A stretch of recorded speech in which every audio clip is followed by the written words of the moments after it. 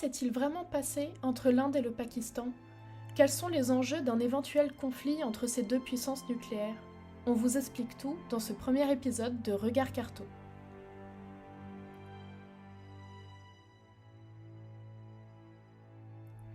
Dans la nuit du 6 mai, l'Inde a lancé une attaque contre plusieurs cibles pakistanaises dans le cadre de ce qu'elle a baptisé l'opération Sindoor.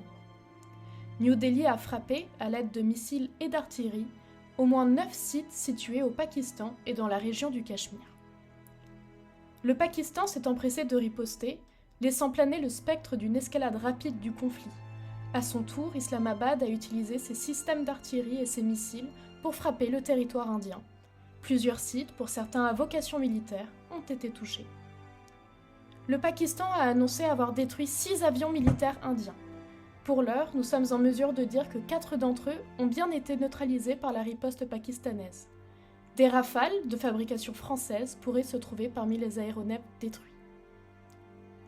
Mais pourquoi ces attaques ont-elles eu lieu? Qu'est-ce qui a conduit les deux pays à se lancer dans ce processus risqué d'escalade des tensions?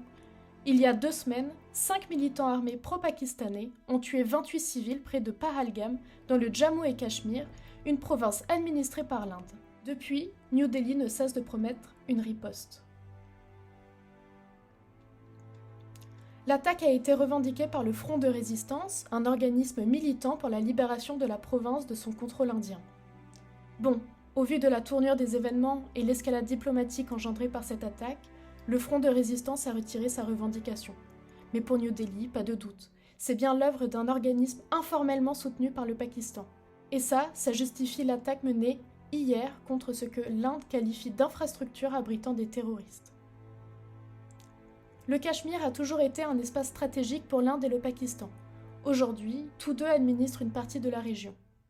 Mais chacun revendique la partie contrôlée par l'autre. Dans l'histoire, il y a aussi la Chine qui revendique et administre une partie de la région, mais ce n'est pas le sujet de notre vidéo d'aujourd'hui. Historiquement, l'Inde et le Pakistan faisaient partie d'un même ensemble colonial, le Raj britannique, aussi appelé Empire des Indes. En 1947, l'Empire britannique se retire du sous-continent et procède à la partition des Indes.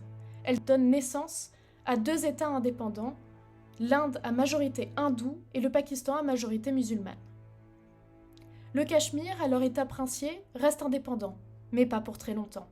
Face à l'apparition de premières tensions, le prince hindou de l'époque choisit de rattacher le Cachemire à l'Inde. Cette décision engendre l'accroissement des tensions et donne lieu à la première guerre indo-pakistanaise. Elle dure 2 ans et, en 1949, l'ONU intervient pour négocier un cessez-le-feu et mettre en place une ligne de démarcation encore présente aujourd'hui. Les différends autour de la délimitation du Cachemire perdurent depuis la création des États indiens et pakistanais. Mais pourquoi cette région montagneuse suscite-t-elle autant d'intérêt? Le Cachemire n'est pas qu'une simple région enclavée par de hautes montagnes, c'est surtout une zone stratégique aux ressources multiples. Ces rivières himalayennes desservent en eau des millions de personnes. Depuis l'attaque survenue il y a 2 semaines, l'Inde a suspendu sa participation au traité de l'Indus qui prévoyait le partage des ressources hydrauliques entre les 2 pays depuis 1960.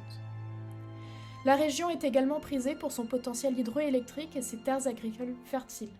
Ajoutez à cela un fort intérêt touristique entre paysages préservés et stations de ski. En bref, ces éléments font du Cachemire une région convoitée au cœur d'un conflit entre 2 puissances nucléaires. Chaque escalade fait planer l'ombre d'un embrasement et suscite l'inquiétude de la communauté internationale. D'autant plus que la région est régulièrement le théâtre d'escarmouches meurtrières alimentant le climat de tension, comme en 2016 ou bien encore en 2019. Reste à savoir maintenant si les événements de la nuit du 6 au 7 mai 2024 marqueront ou non un tournant ou un point de non-retour dans ce conflit aux répercussions régionales et potentiellement mondiales.